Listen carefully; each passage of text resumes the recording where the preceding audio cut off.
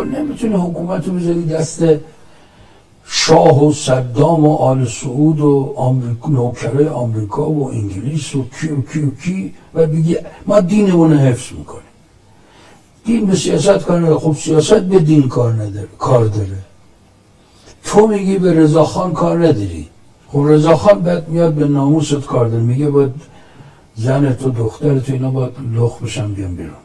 او کار داره به تو میگه ما میخوایم روزه امام حسین بخونیم، با شما کار نداریم. خب او کار داره، بعد میاد میگه روزه امام حسین ممنوع. این رضاخان پوفیوز اولی که آمده بود گل میمالید به سرش، پابرهنه میامد سینه مزد برای امام حسین.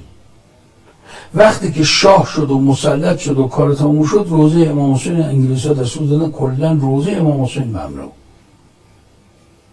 شب عاشورا کارناوال شادی رو انداخت تو مشهد، گفت برای که مردم با عزاداری افسرده میشن باید شاد باشیم، مردم برای که افسرده نشن.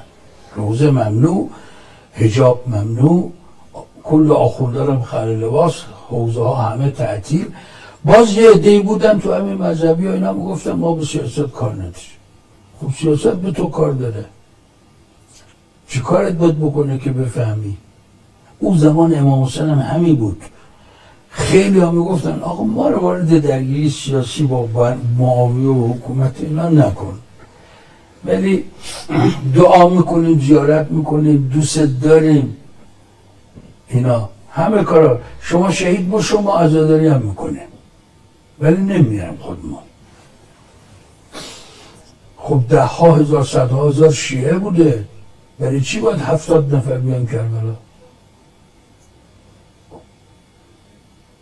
صدها هزار غیر شیعه‌ای که محب امام حسین دوستش داشتن، اینا برای چی نمیان؟ چی میشه که این میشه؟ همین که عرض کردم امام حسین خودشون میفرمان شما نه اغلب اینجوری نگاه میکنین، هزینه فایده مادی میکنین، به تکلیف کار نداری، به حقوق و اضافه حقوقتون فقط کار داری.